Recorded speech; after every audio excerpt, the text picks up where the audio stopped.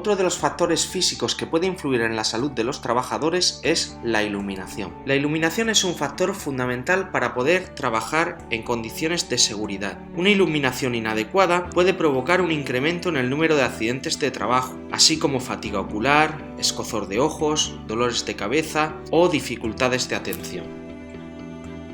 Las unidades de medida utilizadas son el lumen, que mide la potencia luminosa emitida por una fuente, y el lux, que nos mide la iluminación en una superficie determinada. Un lux equivale a un lumen por metro cuadrado.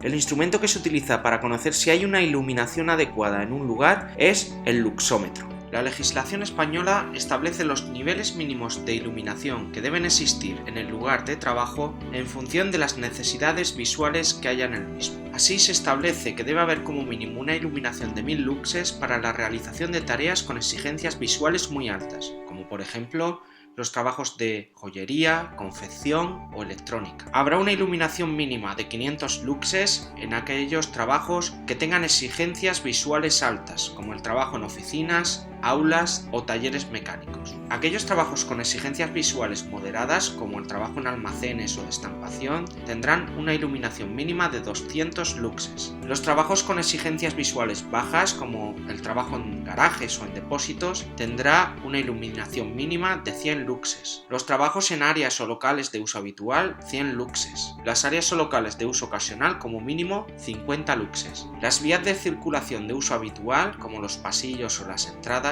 tendrán una iluminación mínima de 50 luxes y las vías de circulación de uso ocasional como mínimo 25 luxes. En aquellos casos en los que exista riesgo de caídas, choques u otros accidentes, estos niveles mínimos de iluminación que hemos visto con anterioridad deberán duplicarse. Así también deberán duplicarse en el caso de que la tarea efectuada no permita errores de apreciación porque pueda suponer peligro para los trabajadores. Las medidas de prevención y protección a utilizar en los lugares de trabajo son: es preferible utilizar la luz natural frente a la artificial, utilizando la iluminación artificial para complementar la natural cuando sea necesario. Se deben evitar los deslumbramientos. Debe existir un alumbrado de emergencia si un fallo de red puede suponer riesgo para los trabajadores. La instalación eléctrica debe estar protegida si hay riesgo de incendio. Dependiendo del tipo de trabajo, se utilizará luz general, localizada o ambas. Cuando hablamos de luz general estamos hablando de luz que se distribuye de forma uniforme por toda la superficie, y la localizada de luz que se dirige sobre una zona concreta. Dentro de las condiciones medioambientales, otro de los factores de riesgo que puede afectar a la salud de los trabajadores es la presencia de agentes químicos. Los agentes químicos son compuestos inertes que pueden aparecer de las siguientes formas: o bien como gases, por ejemplo, el monóxido de carbono que suelta un tubo de escape. Pueden aparecer también como líquidos, como por ejemplo los aerosoles o las nieblas.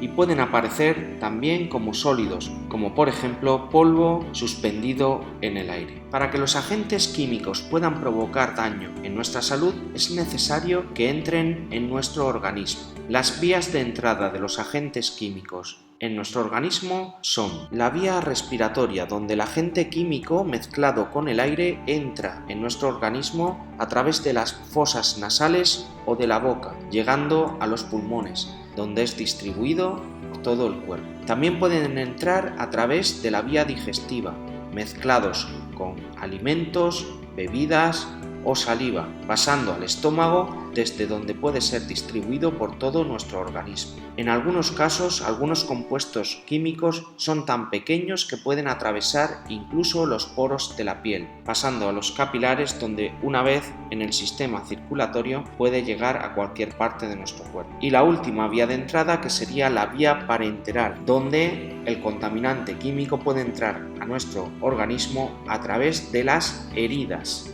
Los agentes químicos deben estar etiquetados en función del daño que puedan ocasionar.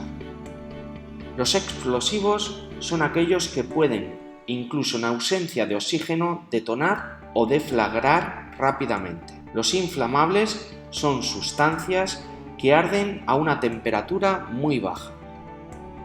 Comburentes son sustancias que alimentan la combustión, facilitándola.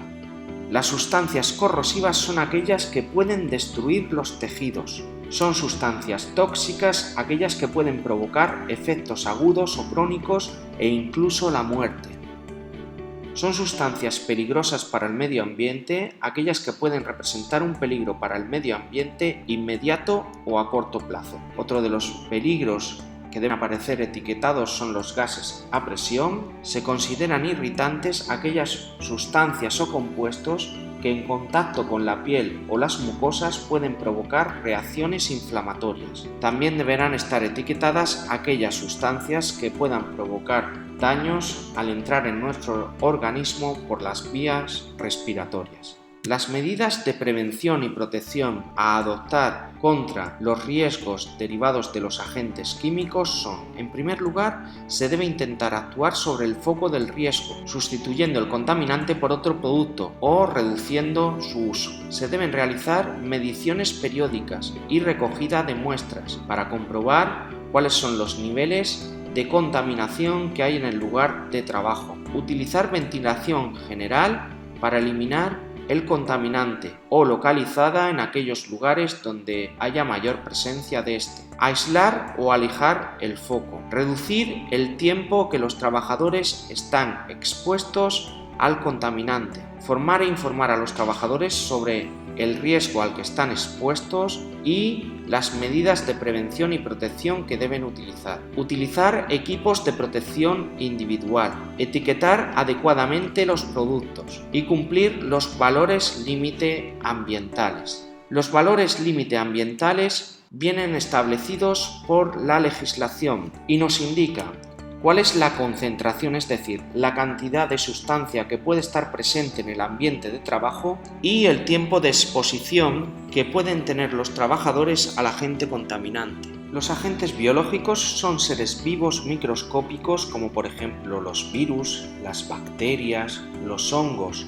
o los protozoos que al penetrar en nuestro organismo pueden causarnos enfermedades. Los trabajos con mayor riesgo de producir daños por agentes biológicos son el trabajo en laboratorios, en hospitales, con curtidos, la recogida de basuras, el procesamiento de alimentos y la cría de animales.